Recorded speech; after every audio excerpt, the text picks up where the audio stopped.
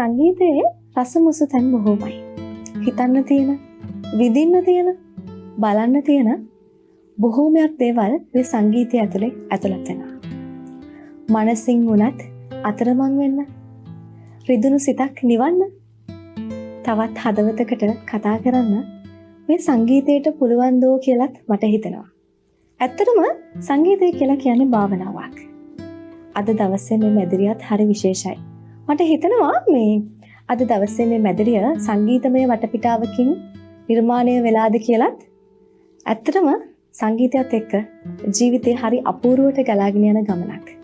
ඉතින් අද දවසේ අපිත් එක්ක එකතු වෙන්නෙත් මේ ලස්සන හිමිදිරිය වැඩසටහනට අපිත් එක්ක අද එකතු වෙන්නෙත් සංගීතය නිසා දිනපු තරුවක්. ඉතින් මම කැමතියි ඔයාලා හැමෝටම ඔහු හඳුන්වලා දෙන්න. ඔහු නමින් සුනිල් ශාන්ත පීරිස්. හැබැයි ඔබට සුනිල් ශාන්ත කියලා කිව්වහම මතක් වෙන්නේ වෙන කෙනෙක් නේද? හැබැයි මේ ඉන්නේ නම් එහෙම කෙනෙක් නෙවෙයි. සුනිල් ශාන්ත පීරිස්. ඔහුගේ නම සුනිල් ශාන්ත පීරිස්. ඉතින් ඔබතුමාට අයබෝවන් දිනිත්‍ය. මම කැමතියි මුලින්ම අහන්න. සුනිල් ශාන්ත පීරිස් කියලා කියන්නේ කවුද? සුනිල් ශාන්ත පීරිස් කියන්නේ මම. හැබැයි මතක් කරන්න ඕනේ සුනිල් ශාන්ත පීරිස් කියලා අපේ ප්‍රවීණ සංගීතවේදියෙක් හිටියා. අර ඕලු පිපිලා එහෙම සින්දු ඒ උත්තමයි. ඉතින් එතමන් අපි අතර වෙන්නලා දැන් සෑහෙන කාලයක් වෙනවා. ඉතින් මේ සුනිල් ශාන්ත කියන්නේ මම. මේ දවස්වල සංගීත කටයුතුත් එහෙම කොහොමද ගෙවන ජීවිතේ? මේ දවස්වලදී නෝ අපි පෞද්ගලික කාලේ අපි පුරා වසර 6ක් තිස්සේ මම බැතිගී ප්‍රසංග කරා නුවර පන්සලක සම්බන්ධ වෙලා මගේම ට්‍රැක්ස් වගේක් මම නිර්මාණය කරා. ඉතින් දැන් පොඩ්ඩක් විවේකී ඉන්න මේ දවස්වල. සංගීතයට අමතරව වෙන මොන හරි කරනවද? ඔව් මට වගේම කියලා ව්‍යාපාරයක් තියෙනවා. ඒ කියන්නේ ඒකත් කලාවටම සම්බන්ධ එකක් සහ ආගම දහමට නැඹුරු දෙයක් තමයි ඒකයි. ඒ කියන්නේ ඔබතුමා වැඩිපුරම කැමති සංගීතය එහෙමද? ඇත්තම ඔව්. හේතුවක් තියෙනවද මොකක් හරි සංගීතයටම කැමති වෙන්න? සංගීතය කියන එක ඉතින් මට ඇත්තටම මම පුංචි කාලේ ඉඳන්ම ආස කරපු දෙයක්. පාසලේදීත් මං හිතන්නේ මගේ පන්තියේ අපි දෙන්නේ විතරයි සංගීතය කරේ. ඉතින් ඒ කාලේ ඉඳන්ම මම හිතන්නේ 1994 ඉඳන් මම සම්බන්ධ වුණා මගේ ගුරු පියාණන් ළඟට අශෝක පීරිස් ලංකාවේ ප්‍රවීණම සංගීතවේදියෙක්. මේ වෙනකොට ඔහු අපාතරින් වෙලා නමුත් ඉතින් ඒ හරහා මම වාදනය ඉගෙන ගත්තා. පසු කාලීනව මම මියුසික් බෑන්ඩ් එකක් හිටන් කරා. ඒක මම විදේශගත වුණාන් පස්සේ ඒක මම එනකොට තිබුණේ දිගටම. ඉතින් නමුත් මගේ සංගීත පැත්ත මම නැති කරගත්තේ නෑ. මම ගෙදර මියුසික් ට්‍රැක්ස් ගහන්නේ කියන අර ඉලෙක්ට්‍රොනික තාක්ෂණය හරහා ඒවා කරන්න මම නැඹුරුලා හිටියේ. තාමත් ඒවා තියෙනවා. ගායනීට වගේම වාදනීටත් දක්ෂයි මට හිතෙන විදිහට. ඔව් මම කීබෝඩ්ස් ප්ලේ කරේ ඒ කාලේ. ඇත්තටම මේ පොඩි කාලේ ඉඳලම මේ සංගීතයත් එක්ක සම්බන්ධයිද? කියන්නේ පොඩි කාලේ ඉඳලම ඔබතුමා මේ සංගීතය හදාරනවද? අනිවාර්යයෙන්. කොහෙද ඔබතුමා අධ්‍යාපනය හදාarලා තියෙනවා නම් ඒව ගැන පොඩ්ඩක් මතක් කරන්න. මම මුලින්ම ගියේ ගල්කිස්ස හේන මහාවිද්‍යාලයට. පසු කාලීනව මම අපේ ගමේ සුදර්ශන මහාවිද්‍යාලයට ගියේ. ඒකෙන් තමයි මම සංගීතය ගොඩක් හදාරුවේ. ඉතින් ඒ හරහා මම මගේම කියලා ගීත පැටියක් මම නිර්මාණය කරලා තියෙනවා. ඒකට ඇත්තම කියනවා නම් ලංකාවේ ප්‍රවීණතම සංගීත අධ්‍යක්ෂකවරු තමයි සම්බන්ධ වෙලා තියෙන්නේ. අනිත් එක ඒකේ ගීත රචනා කරේ ඇත්තම කියනවා නම් හරීම අර හිතට නිවි හැනහිල්ලේ සින්දුවක් අහන්න පුළුවන් ගීත රචකව තමයි ඒක ලිව්වේ. මං නමක් වට කමන්නත් රබුකන සිද්ධාර්ථ හිමි. ඒ වගේම අපේ රුවන්වැලි මහසෑයේ ලොකු හාමුදුරුවෝ පල්ලේගම හිමතර හාමුදුරුවෝ ඒ වගේම ස්වාමීන් වහන්සේලා 4 දෙනෙක් මගේ ගීත ලියලා තියෙන්නේ. අනිත් ගීත මං විසින් ලියලා මම්ම සංගීත අධ්‍යක්ෂණය කරපු ඒවා තියෙනවා. සංගීතයත් එක්ක ජීවිතය අරගෙන යනකොට ඇත්තටම මේ අර මම ඔබට කලින් කිව්වනේ භාවනාවක් වගේ කියලා නේද? ඔව්. ඇත්තටම සර් මේ මට කියන්නකෝ කොහොමද මේ සංගීතයට ඔබතුමා සම්බන්ධ වෙන්නේ?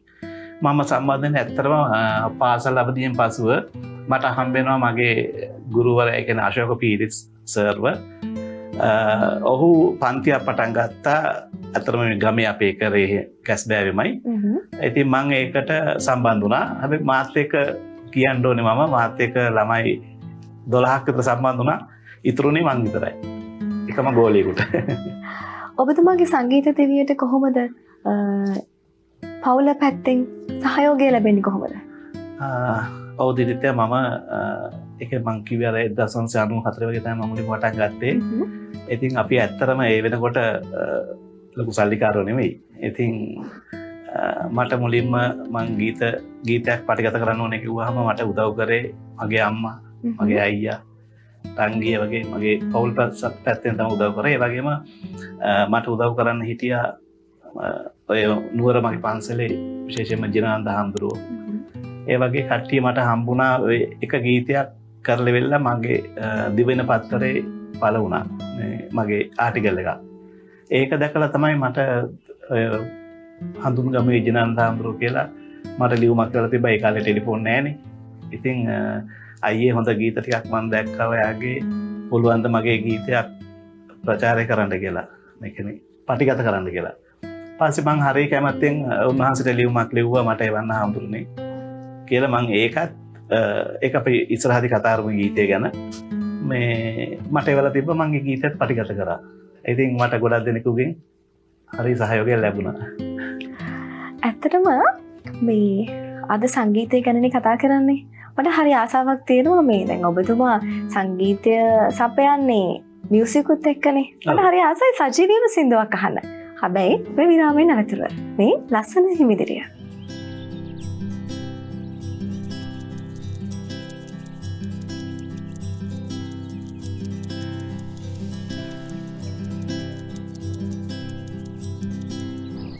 ඔබ නැවතත් මේ රැඳී සිටින්නේ ලස්සන හිමිදිරිය සමග. ඔබට මතකද මම කලින් විරාමයට පෙර ඔබට පැවසුවා අපි ලස්සන සින්දුවක් අහමු කියලා සජීවීව. ඒ සින්දුවේ මුල මගේ මලකඳ අනේ වටකර නෑසිය මිතුරන් වැළපෙන්නේ.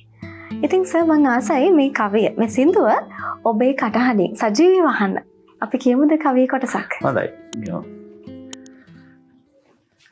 ආනත් දැල්වේ ඉහට උඩින් සුදු ඇත්දල්ල දෙක සිරුර උඩින් උඩුවියනක් යට සැතපෙන මං තව මොහොතින් යනවා පිට මං තව මොහොතින් යනවා පිට මං මගේ මල්ල කඳ අනේ වට කර නෑසිය මිතුරන් වැළපෙන්නේ සදාතනික දුක හදේ දරාගෙන අම්මා පමණයි වැළපෙන්නේ මගේම සොයුරන් මගේම මිතුරන් ගොක්කොල රැහැනින් සරසන්නේ තව එක් තැනකින් මහහරි සත්දෙන් සූදුව ගජරාපිට යන්නේ. හරිම අපූරු හරිම නිස්කලංක ගීතයක්. ඉතින් මං ආසයි ඔබතුමාගෙන් දැනගන්න ඇයි මෙහෙම කවියක් ඇයි මෙහෙම ගීතයක් ලියන්න හිතුනේ? මොකක් හරි හේතුවක් තියනවද? ඔව් දිනෝ මම 1998 මං සෞදි අරාබියේ වැඩ කරා. ඉතින් ඒ අතරේ මං කොනේ කලාව මුලින් පටන් ගත්ත කාලේ කියලා. මට ඒ තිබිච්ච දුක්බර ජීවිතයත් එක්ක මට හිතුණා මේ කවදා හරි මේ ලංකාවේ දැන් මලගයක් තුල මේ ගීතයක් නැහැනේ. මම මරුණාන් පස්සේ කොහොමද මගේ මේ මලකඳ ගේ ඇතුලේ තියෙනකොට මේ ලංකාවේ හැටියට සිද්ධ වෙන කතාන්දරේ මට ඕන කරලා තිබුණා ඒක සින්දුවට නගන්න ගීතයකට. ඉතින් ඇත්තටම ඒක සාර්ථක වුණා. මං 98 පටන් ගත්තර ඕක ඉවරුනේ 2003 අවුරුදු 5ක් විතර ගියා ඉවර කරගන්න ගීතය. පස්සේ මං ඕක වෙන කෙනෙකුට දෙන්න හැදුවාම මට ඔක්කොම ඉඳන් කිව්වා නෑ මේක ඔයාම කියන්න කියලා. ඒ සතම මම පටිගත කරේ ඕකේ සංගීතය සැපයුවේ නවරත්න ගමගේ මහත්තයා ප්‍රවීණ ගාන සංගීතවේදී. කතා කරන්න නම් බොහෝ දේවල් ගොඩයි. ඉතින් මේ ඒ ගැන කතා කරමු මේ විරාමයෙන් අනතුරුව.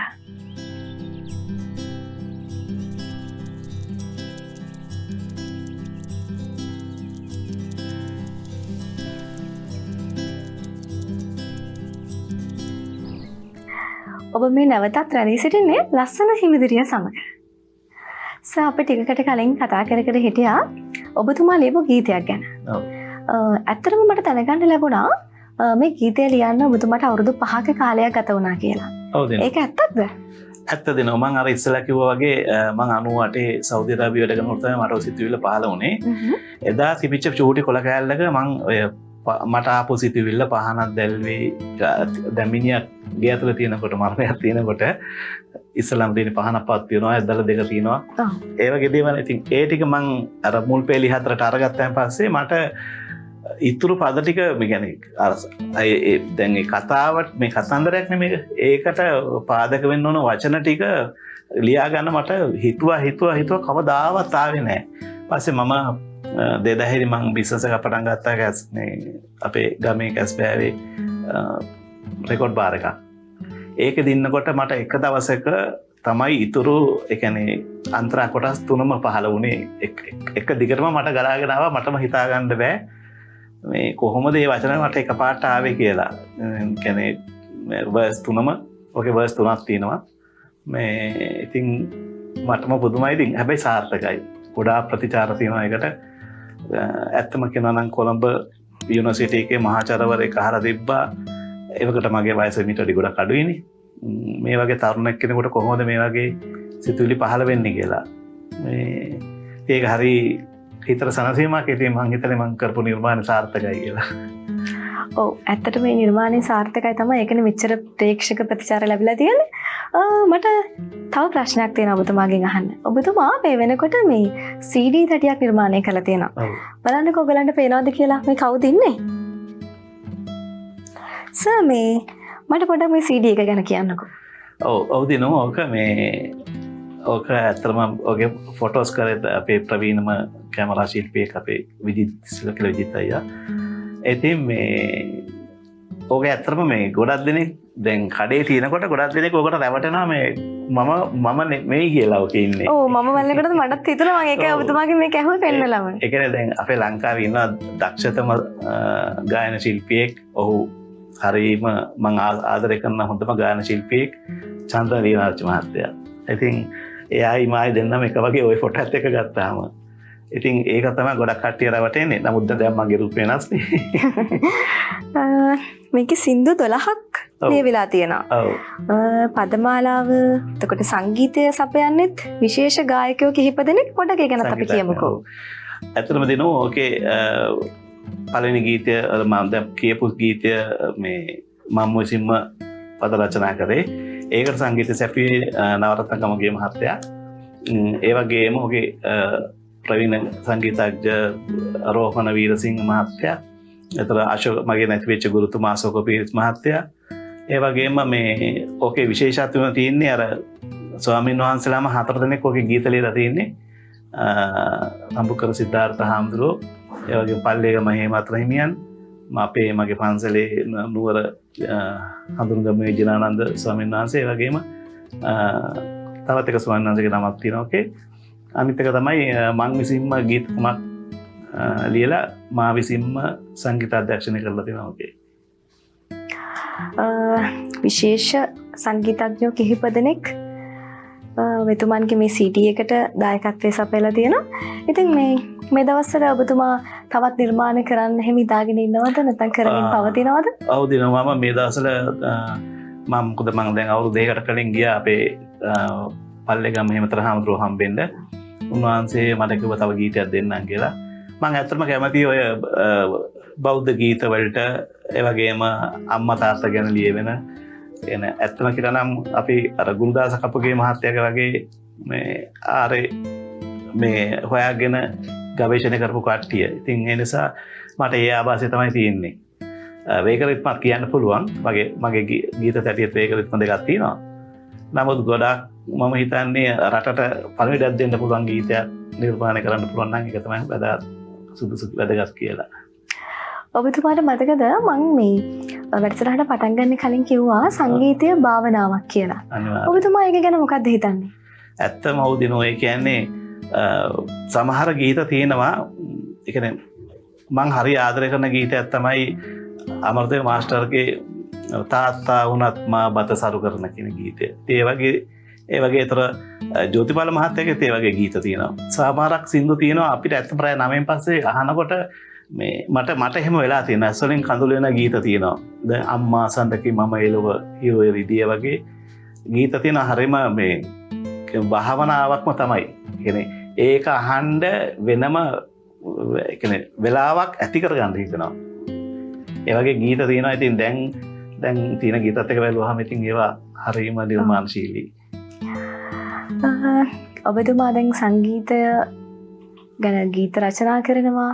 ඔව්. එතකොට ඒවත් එක්ක මේ දැන් අපේ මේ ප්‍රේක්ෂකයෝ කැමති ඇතිනේ ඔබතුමාගේ මේ දැන් නිස්කලංක සින්දු කිහිපයක් තියෙනවා. ඒ වගේම වේග රිද්මක් තියෙනවා කියලා කිව්වා.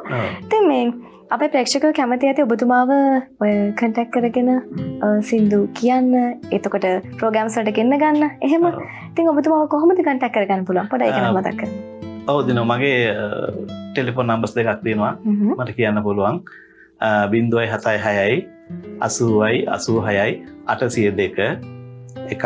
අනිත් එක 071යි 56යි 88යි 380.